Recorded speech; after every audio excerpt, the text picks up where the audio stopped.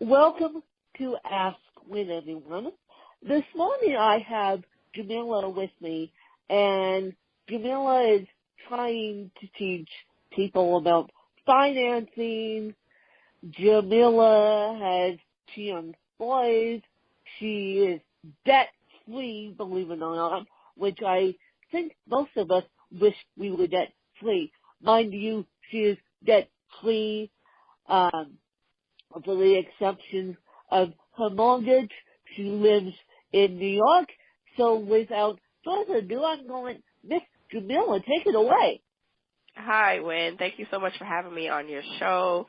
Yes, so I am what I consider to be on a financial journey. So my platform is called Journey to Launch, and it's where I'm sharing my journey to launch to financial freedom and financial independence, and also helping others do the same. So because of my money habits, my husband and I, along with our 2 kids and baby on the way, we are debt-free other than our mortgages.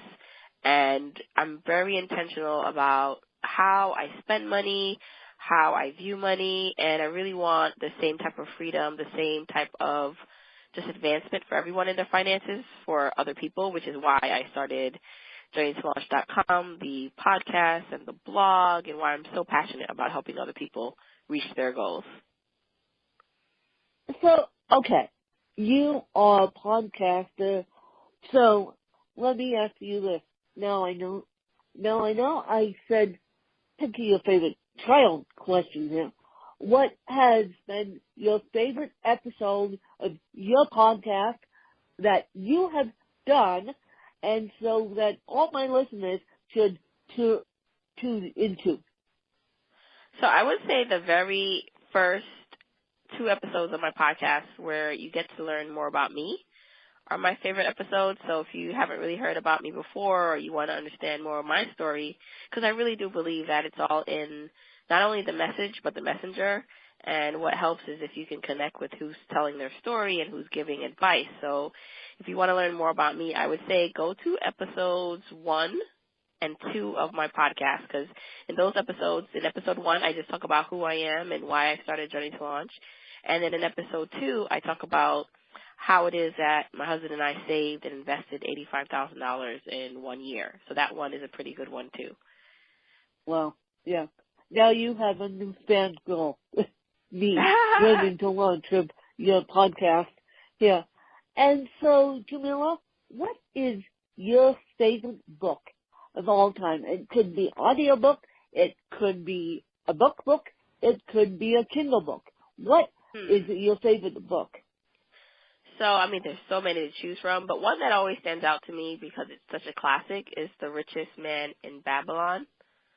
So it's more of a parable. And you can probably find it.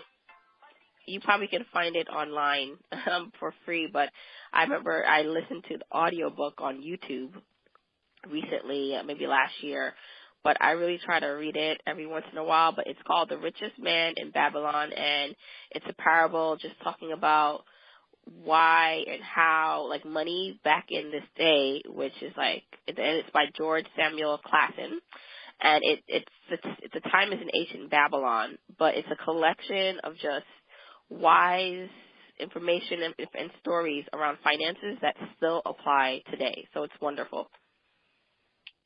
So you can find that book on Audible. You can find the book on Amazon, because I know you guys, those of you who have me in your earbuds right now and listen to podcasts, so you probably have Audible subscription, knowing you guys.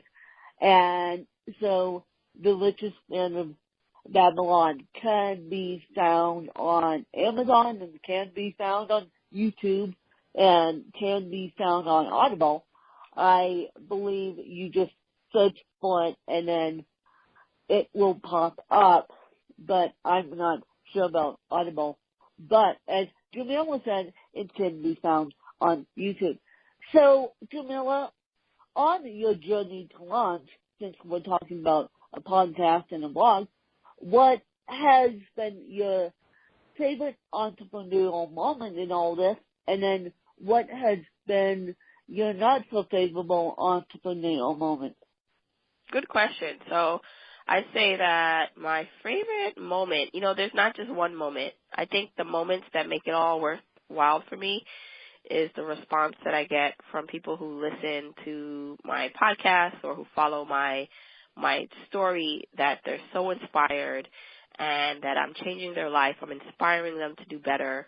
That really keeps me motivated. So it's not just a one-time thing. It's anytime I get any feedback that what I'm doing matters, really, really helps me.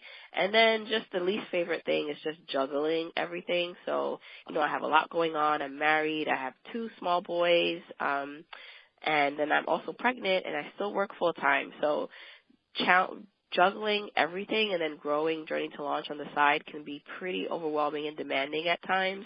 And so I just sometimes have to remember to slow down and, I can't accomplish everything in the days that I want to, but it will get done as long as I just keep at it. Yeah. And so how many episodes, if you don't mind me asking, are you producing a week? Just one. So it's a weekly podcast, and Yeah. I release once a week. And right now, actually, I don't know when this will be released on your show, but we're almost at the halfway mark. I released the podcast in the end of July of 2017. So it's been a nice ride since then. Yep, it's been a nice ride since then, and the fact that we're both inspiring as a people to believe in their dreams, I think that's the most successful moment we can all have as podcasters. And so please, you guys, even though we're not finished with this interview, go support Jamal. Leave her a review. She would really appreciate that, because a podcast isn't cheap. It's not cheap on the bank account. It's definitely not cheap on the family time. So Jamal would really appreciate it. And so Jamal, if and I apologize for the song in my throat, you guys, don't ask. And so Jamal, if you had to be educated by anyone inside or outside your field, who would it be and why? If I had to be educated by anyone? Yes. Outside of my field, I'd love to one day meet Oprah. Everyone wants to meet Oprah, but she's not necessarily personal finance related, but I just think she's such an inspirational figure that I am planning and hoping to meet one day.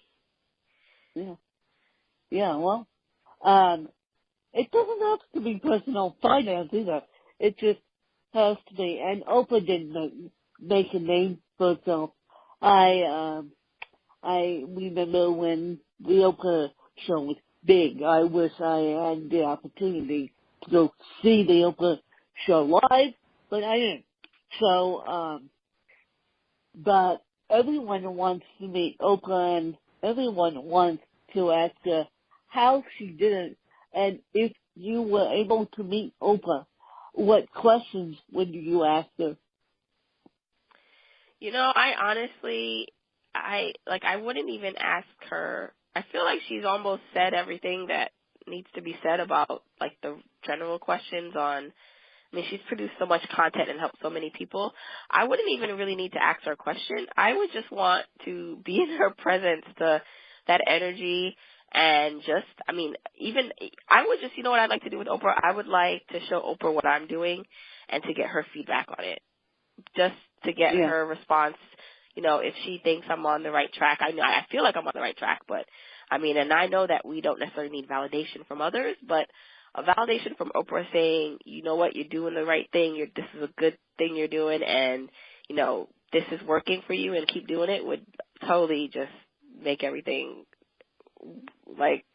super, super, I don't know, important and exciting for me. So, yeah, I don't know if I'd ask the question. Maybe I need to think about that just in case it does happen, right? I need to think about what questions to ask her if I want to ask her. You never know, right? Who is listening to either one of our podcasts, and so you never know who will come out of the woodwork. I had a long time friend of mine. I didn't even know she was following me.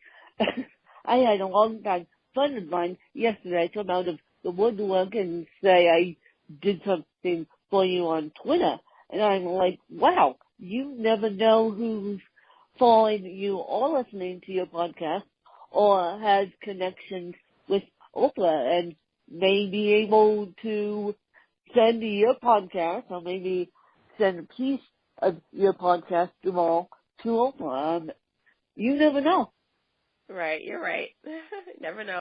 I always say that. You never know. Yeah. That's why sometimes, you might be working on something and you think no one's paying attention, but if you're putting your passion and heart into it, that it will pay off, or what will be.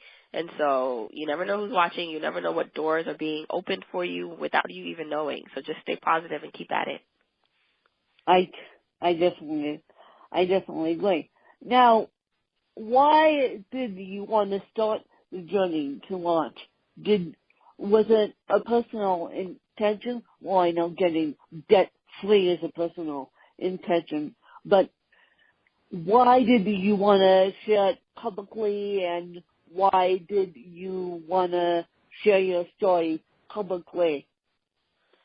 Because I wanted to be a source of inspiration for others. And when I first started, so overall, the basis for financial independence and freedom is that you are taking your time back. You are crafting a life you want to live, and it's not based on a paycheck or being unhappy in a job because of a paycheck. And the way you do that is you get smart with your finances, you get very deliberate. And I didn't realize that this was a way of life and that people were reaching financial independence and retiring early or quitting their corporate jobs to do things that they loved. And when I found out about it, I wanted to also share my journey for other people, because I wanted to be the source of inspiration the way that other people were a source of inspiration for me. And then I think it's super important to see that someone who's more diverse, a woman of color, talking about this. So I feel like the best feedback I get is that I'm relatable, and that, finally someone that looks like them is talking about this subject. So that really makes me happy. Yeah. So this platform is really trying to just reach all people, bring financial independence and financial freedom to the masses, and helping more people find out about how to do it. Yeah. People who are relatable to us people helps too. Yes, definitely. Yeah, definitely. And so, where do you see yourself in 6 months with all of this? Where do you see yourself with your day job, and where do you see yourself with Journey to Launch? In 6 months. Well, so I'm pregnant now and I'm due in May. So in 6 months I'll have a new baby and be very busy. And hopefully by then I will have even be further along with Journey to Launch in terms of the platform, growing it. Now I have to be realistic because, again, I'm going to have a new baby and I have small kids, but I'm really hoping that one day I can turn this into my full-time job. And so that's what I'm working on now, is just gaining visibility, getting the word out there, finding ways to make this profitable and ways to help people. And so that's what I'm working on right now. So it's a very busy time, but it's an exciting time. So I suspect that if we spoke in 6 months to a year, that hopefully this will be my full-time job. Hopefully. I'm rooting for you, and I think all my listeners should go subscribe to Jamal's podcast as soon as I listen to this episode, because I know Jamal wants this one just as badly as I do. And so, Jamal, where can people find you, and where could people find your podcast, and where could people find your blog? I mean, if they wanted to subscribe to your blog and read your RSS feed. Sure. So you can find me at journey2launch.com, and you can also find me on social media. So on Twitter, on Instagram, on Facebook at Journey to Launch. That's Journey, JourneyToLaunch.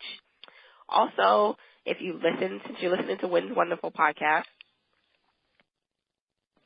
you can find me wherever you listen to a podcast. So just type in Journey to Launch, whether it's Google Play or Apple Podcast, SoundCloud, Stitcher. You'll be able to find my podcast there, listen to it, and you can listen to the podcast at journeytolaunch.com. Okay, so you're an every podcast player known to man. Apple iTunes, the list goes on and on and on. And so you're trying to make everyone happy and spread your message loud and clear, even to the Android side. Yeah, and I also offer services and programs for people. So apart from the free content that I produce, I also have group coaching programs and one-on-one coaching programs, and I'm coming out with a monthly membership site. So something at a very, just something that will help people along with their finances, but at a more affordable rate than what a one-on-one coaching session would be. So I'm super excited about that because I really do feel like this will help a lot of people, and I'll be able to scale and help more people in the space. And how do you work with people? Do you work with people in New York, or do you work with people via Skype, or do you work with people via phone, or because I know I have a lot of international listeners, so if people wanted to get better financial savviness internationally, how would you work with them? So I do virtual coaching, so we can do Skype and video calls, phone calls, and if you're local, depending on how local you are, since I'm in New York, we can do local sessions too. It all depends, but it's definitely, that's the great thing about the internet. You can connect with anyone anywhere in the world. Oh yes, you can. So, how would one sign up for a coaching session with you? Would they just go to Journey to Launch and pick a date, or would they email you, or how would that work? Yeah, so if you're interested in anything like that, again, you can follow me on any social media account, and you can message me there, or go to journeytolaunch.com/coaching, and you can see my coaching information. And again, as long as you get, if you follow me somewhere, you'll be able to reach out, and we can connect and see how I can best serve you. Okay. So if they follow you somewhere, or if just subscribe to Journey to Launch, Jamal probably has all her handles in the show notes, or if you just type in Journey to Launch on Twitter or Facebook, or go to Journey to Launch, you guys have Jamal's information. I also have her email address, so if you guys want that, I'm happy to give that to you. But please don't bombard this woman with emails saying you heard on Ask When. She's busy as a bee. She's busy as me. And so, Jamal, how old are your kids? They are, at the moment, 3.5 and 1.5. Oh my God. So, big, yeah. So they're little. That's why I said, ending. that's why I said, don't email this woman unless you have to. I taught those wee guys for 11 years. I finally gave it up. I finally gave up teaching preschool because I'm like, you guys are too much for me. They're not to say they're not cute, but 1.5 and 3.5 are demanding. Demanding and exhausting. Yep, but you love it, and we support you on this podcast, and hopefully Journey to Launch will be a full-time day job soon enough here. And do you have any questions for me as we close out this interview? I would say just how are you? I mean, I'm just super impressed by what you've been able to accomplish. And I always say this to people that, we all have things that maybe set us apart or start us on a different point in life that we can use as an excuse to not do things. And so I just think the fact that you have this platform, you have this podcast, you've been able to accomplish everything you've accomplished in life is just super inspiring. So what keeps you motivated to, like, what gives you this motivation to do all this? I would say just to help others. And right now I'm actually going through a process with my books, which I have now got not only one editor, but a second editor who I'm actually meeting with right after we record this interview. And they're going to possibly help me with my books. Mainly they're going to edit my books, but they're also going to write what they call a query letter so I can pitch it to potential agents, which will all be on me, not them necessarily.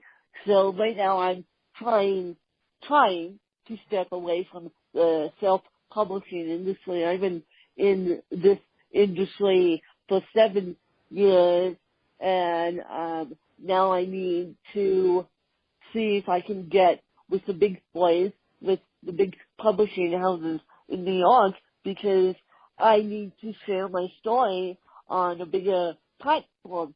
So we'll see what happens there. My ultimate goal is to make it with one of my books to the New York Times bestseller list. I'm only wishing for one because making it to the New York Times bestseller list is a whole different kettle of fish than making it to the Amazon #1 bestseller list.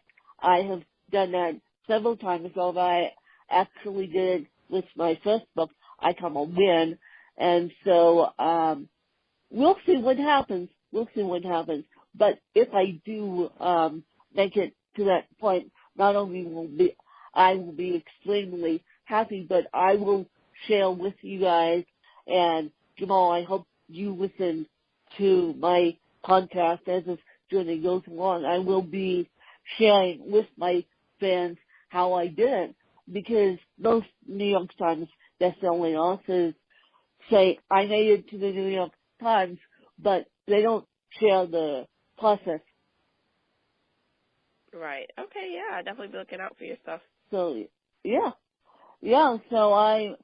So just sharing my message with others keeps me motivated to keep doing what I'm doing. I'm also getting a degree in fashion journalism, believe it or not. And so that's going along smoothly, and so we'll see what that lands up, and I hope to obtain that in the spring of 2019. Great. Awesome. Well, good luck with everything. Well, thank you.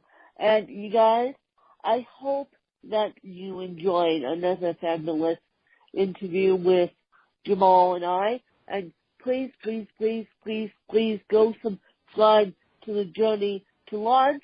And please, if you can, leave a review wherever you subscribe, or email Jamal your reviews, or tweet who your reviews. Also, please go support my work. Leave reviews on my book. I Come a Win is a good book to start with. That's my original book that's still going strong, and I will keep you guys updated on this incredible journey of books and my fashion journalism degree. But right now, please go subscribe to the Journey of Launch. And Jamal, what would be your closing words for this interview? Just that everyone should follow their heart, follow their dreams, and be smart with their money. Yep. Follow your heart, follow your dreams, and definitely be smart with your money, because Money can either make us succeed or be the death of us.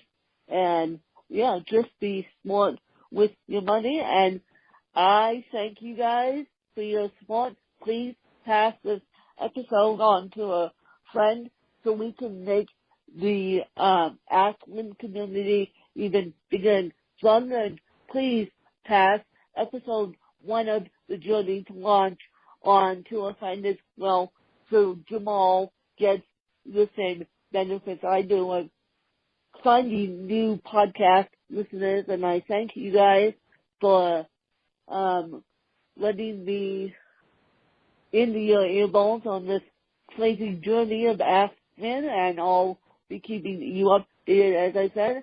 And I thank Jamal for carving out time to come on my podcast and get a little bit more of her journey as well. Thanks to you guys. Thanks, Wynn. Bye.